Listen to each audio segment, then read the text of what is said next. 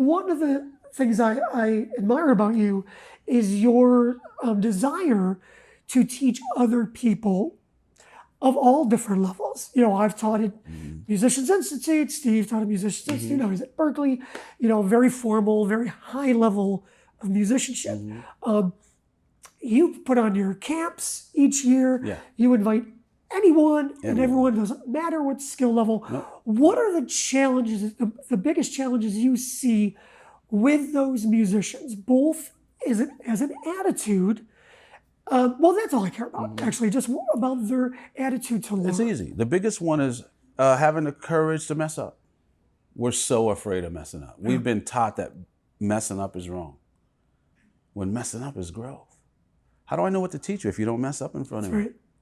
Right? A baby learns to learns to walk because they fell so many times. Now it's hard to fall. Think about it. It's hard to fall. Well, think about the fact that they probably fell 100 times and never once thought, well, I'm not going to walk. Exactly. They just kept going. Yeah, just push me in a cart, Mom, my whole life. I'm done with this. The crawling thing. This walking thing ain't for me. Never crosses the mind. Not even. You learn it. You learn it. And you fall and you laugh. You're not embarrassed. That's a learned mentality. And a lot of that mentality comes through formal education. Again, I'm not against formal education, but I do believe it could use an overhaul. Yeah, and it's a good balance. Yeah, we learn most things through other people, right? This is the way this person did it, right? Even music, we transcribe other people. We haven't transcribed ourselves. Right. I know what makes Jocko Jocko. I know what makes Stanley Clarke, Carol Kay. I know there's something, but do I know what makes me me? I think a lot of people get worried about that. I think people go, what's my voice? Where is my voice? I don't have a voice, which I think is a silly statement. It is. Because of course you do. You've never thought about that with your speaking voice. Yeah. I got to go find my speaking voice. Yeah. It's there. Right? What you find out is that it's more about what I have to say with the voice. And when you have something to say with it, people will listen.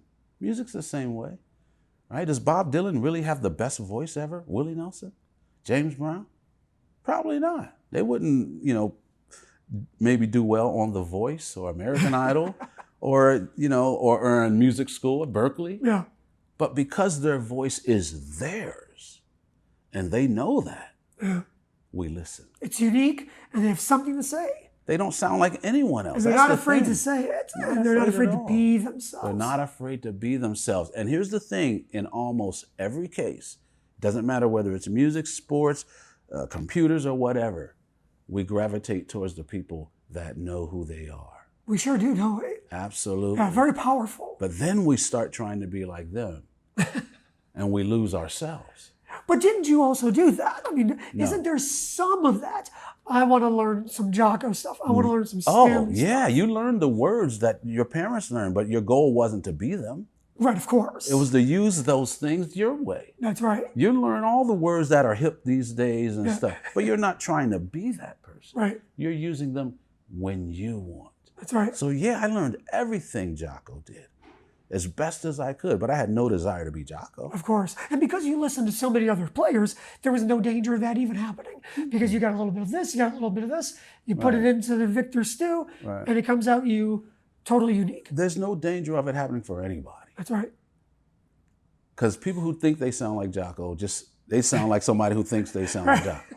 We know the difference. Yeah. But even if they do sound like Jocko, a copy's never worth more than the original. Yeah, we already have a Jocko. Right. Yeah. I could paint a better picture than the Mona Lisa. I could put a real smile on her face, all that stuff. But would it be worth as much? Right. What's worth as much as the original? And you have proof of your originality at the end of your fingertips. Your fingerprint will never be here in the history of humans, the future of humans. This one won't ever be here. That's proof that you're unique. To me, this is what we're expressing, not somebody else. Right. And of course, this is still just the conduit for the music that is inside you, which leads me to something else I want to talk to you about.